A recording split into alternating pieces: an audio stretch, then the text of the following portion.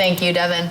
The CDC estimates salmonella bacteria causes about 1.35 million infections, 26,500 hospitalizations, and about 420 deaths in the United States every year. Goodness, that is large. And the most recent outbreak of salmonella poisoning involves contaminated cantaloupe, which has caused 230 cases of salmonella poisoning in 38 states, to include Wisconsin, sadly.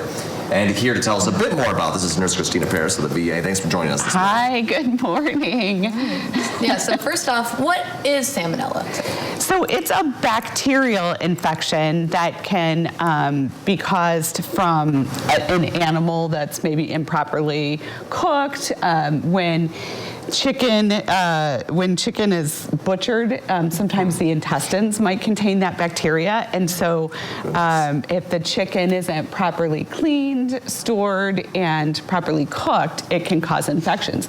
Now, it can also get onto fruits, vegetables, onions, cheese, peanut butter. They've had salmonella in, so it can. Cantaloupe's the hot item right now. I know, and Quick Trip, Kroger, which is Pick and Save, and what's the other? Aldi were the three that I found in our area. Now, I want you to know that this was discovered in November, so you may have heard about it. They have talked about it a little bit on the national news too.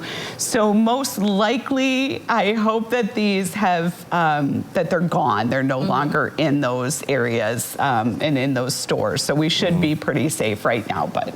How's it spread to the fruits and peanut butter and vegetables? So if people don't do proper hand washing, maybe if a factory is cutting, or maybe they deal with cheese or some other product where it can get contaminated and they're not cleaning properly the equipment that they're cutting or slicing on, it can cause Always that. important to wash. Yeah, absolutely. But, absolutely. so speaking of which, now, what are some of the symptoms if we think we might have this? Right. So one of the major symptoms that people are going to get is GI distress. So some people will say, oh yeah, I have the flu. And they're referring to a stomach flu, which really isn't the influenza. It's something completely different, but people will say that. So that's fine. But it's GI distress. So you're going to have nausea, vomiting, diarrhea to an extreme point. You're going to have stomach cramps, might even have headaches. And it can start anywhere from 6 hours to 6 days following. So you could have had something eaten, you know, at a restaurant 5 days ago, and it's hard to know.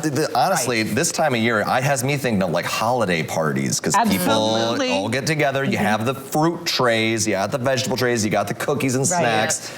You got cantaloupe on there. I'm just thinking, you know, a ton of people have that. Then that cantaloupe's touching the other fruits on the fruit tray. And it's well, and there's that meat that people, the ground beef that they don't cook. I forget what that's called, but I know it's a big thing here in Wisconsin. I had never heard of it before until I moved here, and I was like, yeah, I'll pass on that. But yeah, I can't remember what it's called. I'm sure all of you out there are screaming it at your TVs. But anyway, it's escaping us on the couch this morning. So anyway, yeah, you just want to be careful is what, you know, really the thing is. You're right. When people are bringing foods to this potluck, you know, did they cook the things properly? Did they cook them to the temperatures? Was the turkey cooked to the temperature that it should be? So you want to watch all those things. Yeah, so how is it treated and then prevented on top of, you know, making sure you don't cross-contaminate and you fully cook your Right, so one of the big things is you want to, so treatment-wise, you want to stay hydrated. So people will have, you know, if your diarrhea and your vomiting is so severe that you cannot keep any food down and you probably would be sick when you're in an ER, that's probably when you should get tested. If you get to an ER and you really can't produce this, it's difficult to test those kind of things, but it can be tested in vomit and stool to see what the bacterial infection is. And because it's bacterial, an antibiotic will work to cure it. So they'll feel better sooner. Right. So stay hydrated. Make sure that you're eating what you can eat, small meals. Soda, sip on some warm white sodas, they say, soups, broths, and just do it in small amounts. Rest. And now, if you're a diabetic and you're having a lot of vomiting and a lot of loose stools, you want to talk to your doctor, because if you're not keeping food down, especially if you're on insulin, that can cause you to go into hypoglycemia. So you want to make sure that you're having those conversations about what to do with your insulin when you're having these sick Because you're all days. just rejecting it from your body pretty much. Right, yep. So if you have high fevers, it's just not getting better, it's constant, you can't keep things down, you want to call and talk to your doctor because you might be dehydrated or need other treatments.